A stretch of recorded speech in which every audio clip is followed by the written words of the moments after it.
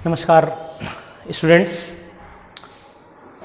हम लोग आपको जो हमारा आपका डिस्कशन चल रहा था वो ये था कि पी ब्लॉक के कुछ टॉपिक्स आपके साथ डिस्कस किए जाएं।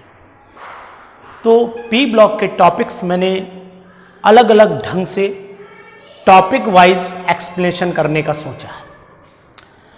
मैंने सबसे पहले आपको तरीका बताया कि हम लोग स्ट्रक्चर कैसे ड्रॉ करेंगे। ऑक्सी एसिड्स ऑफ फॉस्फोरस बताए आपको, ऑक्सी एसिड्स ऑफ क्लोरीन बताए, ऑक्सी एसिड्स ऑफ सल्फर बताए, ज़ेनॉन के स्ट्रक्चर भी आपको बताए।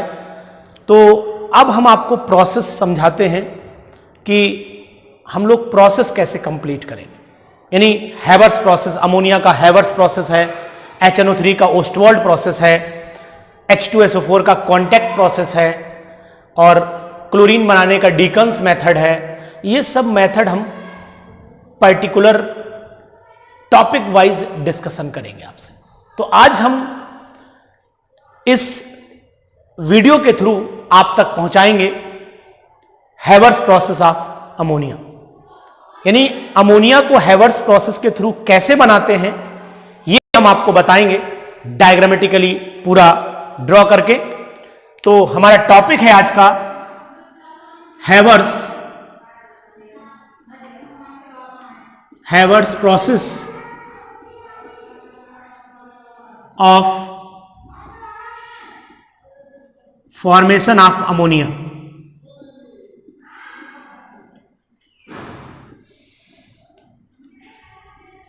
Formation of ammonia. तो ये हैवर्स प्रोसेस के थ्रू अमोनिया हम लोग कैसे बनाते हैं इसको आप समझें। लार्ज स्केल पे, यानी सबसे पहले मैं आपको बता दूं मैन्युफैक्चर और प्रिपरेशन में डिफरेंस क्या है। जब भी कोई चीज वर्ड आता है मैन्युफैक्चर, यानी हमें लार्ज स्केल में प्रिपरेशन करनी होती है, तो लार्ज स्केल में जो प्रिपरेशन होती है वही मैन्युफैक्चर कहलाती है।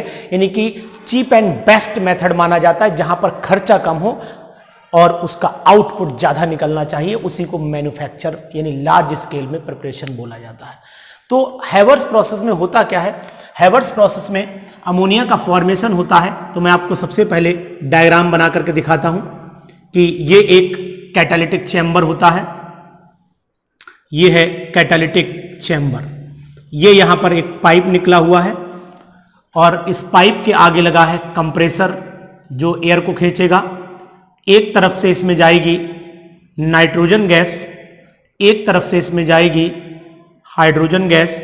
इन दोनों का रेशियो जो है वो रहेगा 1:3 का रेशियो। ये कंप्रेसर है, इसके थ्रू नाइट्रोजन, इसके थ्रू हाइड्रोजन अंदर खींची जाएगी, लेकिन इन हाइड्रोजन और नाइट्रोजन को पहले पास कर दिया जाएगा सोडा लाइम से, जिससे अगर इसके अंदर मॉइस्चर हो, कार्बन डाइऑक्साइड हो, तो वो रिमूव हो जाए। तो ये हमारे सबसे पहले दो पाइप हमने बनाए इस तरीके से। अब क्या किया हमने, यहां पर बना दिया अंदर कैटलिस्ट। आप सबने पढ़ा होगा कि जो कैटलिस्ट आयरन यूज होता है, यानी जो कैटलिस्ट यूज होता है हैवर्स प्रोसेस में वो आयरन कैटलिस्ट होता है। लेकिन मैं आपको ये जानकारी दे देता हूं कि बेटर जो कैटलिस्ट माना जाता है Fe2O3, K2O और Al2O3 का मिक्सचर एक बेटर कैटलिस्ट होता है। लेकिन क्या था, ये आपने जो किताबों में पढ़ा है वो आयरन कैटलिस्ट है, मोलिब्डेनम प्रमोटर है, जबकि आयरन ऑक्साइड और K2O कैटलिस्ट है। यहां पर Al2O3 एक प्रमोटर का काम करता है। इसमें प्री हीटर्स पहले से ही लगे होते हैं हीट करने के लिए, तो इसमें प्री हीटर्स ऑलरेडी फिटेड हैं। तो अब यहां से जो पाइप निकल करके आता है वो ऐसे ले जाएंगे हम लोग। देखते रहिए ध्यान से, डायग्राम आप ड्रॉ कर लेंगे। ये यहां तक लाते हैं इस तरीके से और इसको ऐसे ले जाते हैं। ये पाइप गया और यहां पर हमने कूलिंग चैम्बर बनाया, यानी ये कंडेंसर बोला जाता है इसको। यहां पर हम इसको कंडेंस करेंगे। कैसे, ये ऐसे करके कंडेंसर बोला जाएगा। तो यहां पर ये पाइप को हमने टर्न किया और ये यहां पर ऐसे निकाल दिया।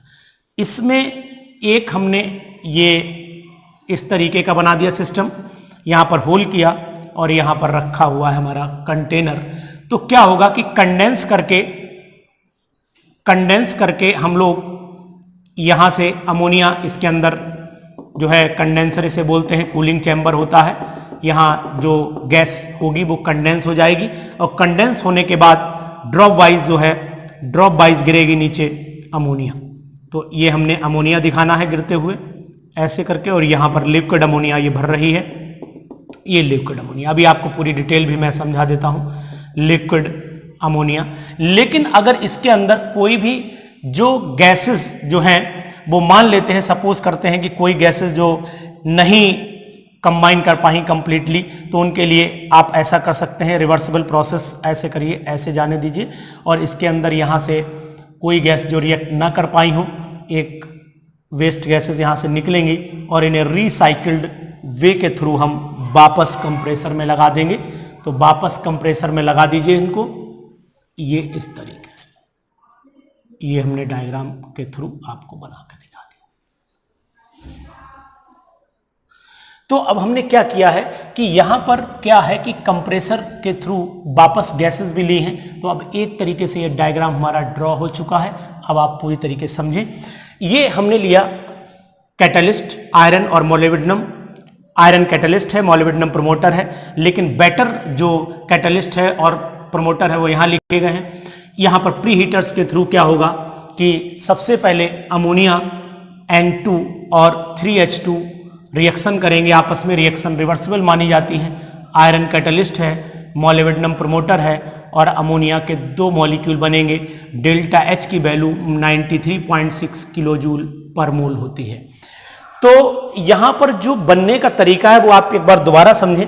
और यहां से हमने लिक्विड अमोनिया को कलेक्शन करने के लिए कलेक्शन चैम्बर बना दीजिए ऐसे। ये हमने कलेक्शन, एक कंटेनर है, ये लिक्विड अमोनिया यहां कलेक्ट होती रहेगी। तो बेटा क्या है कि समझें आप ध्यान से, ये हैवर्स प्रोसेस का डायग्राम है। हैवर्स प्रोसेस में नाइट्रोजन और हाइड्रोजन 1:3 के रेशियो में कंबाइन करके एक कंप्रेसर के थ्रू कैटालिटिक चैम्बर में जाते हैं। इसे बोलते हैं कैटालिटिक चैम्बर बोला जाता है। कैटालिटिक चैम्बर में जाने के बाद ये गैस इस पाइप के थ्रू होती ही कंडेंसर में जाती है। इसे हम लोग कंडेंसर बोलते हैं। कंडेंसर में जाती है जहां कंडेंस होकर लिक्विड अमोनिया मिलती है और जो अनरिएक्टेड नाइट्रोजन हाइड्रोजन है वो इस पाइप के थ्रू वापस आ जाती है। ये अनरिएक्टेड गैसेस वापस आ जाएंगे कंप्रेसर में और फिर आपको रिएक्शन करके प्रोसेस रिपीट होने लगेगा।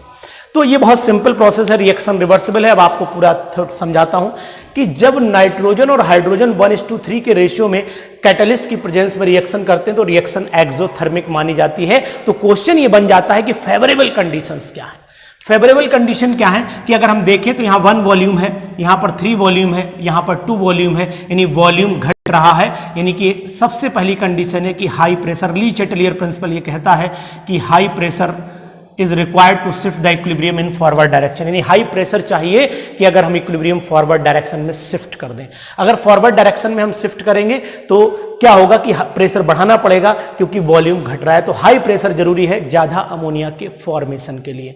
दूसरा, रिएक्शन एक्सोथर्मिक है, इसलिए low temperature shift the equilibrium in forward direction, यानी कि टेम्परेचर घटाना पड़ेगा। और घटे हुए टेम्परेचर में भी आप याद रखिएगा टेम्परेचर होता है 773 केल्विन टेम्परेचर होता है। प्रेशर लगभग 200 एटीएम के आसपास प्रेशर लगाया जाता है इसके अंदर, ये बात भी आप ध्यान रखिएगा।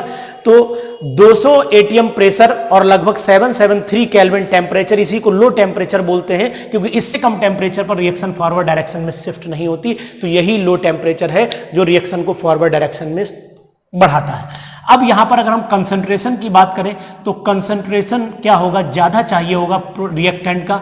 जब रिएक्टेंट की कंसंट्रेशन बढ़ाएंगे यानी concentration of reactant increases to shift the equilibrium in forward direction.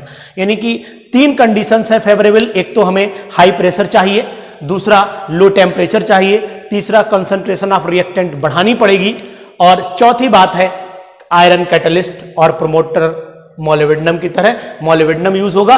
लेकिन आजकल जो यूज हो रहा है वो भी आपको बता दूं, आयरन ऑक्साइड और K2O Al2O3 के मिक्सचर को कैटलिस्ट और प्रमोटर यूज किया जाता है। तो ये है अमोनिया का मैन्युफैक्चर। Bye Havertz process. आप इसको ध्यान से समझिए, देखिए और रिएक्शंस को बार बार लिखने की कोशिश करिए। क्वेश्चंस आने की संभावनाएं क्या है कि एक तो यह है कि हैवर्ट्स प्रोसेस के थ्रू अमोनिया का मैन्युफैक्चर के प्रोसेस को डायग्राम के सही समझाइए, लॉन्ग क्वेश्चन बन जाता है। शॉर्ट क्वेश्चन की बात करें तो इसमें कैटलिस्ट कौन होता है, प्रमोटर कौन होता है, ली चैटेलियर प्रिंसिपल के अकॉर्डिंग फेवरेबल कंडीशंस ज्यादा अमोनिया की क्या होंगी, नाइट्रोजन हाइड्रोजन का रेशियो कितना होता है, रिएक्शन एक्सोथर्मिक है या एंडोथर्मिक है, ये सब क्वेश्चंस आपको इसके थ्रू मिल सकते हैं।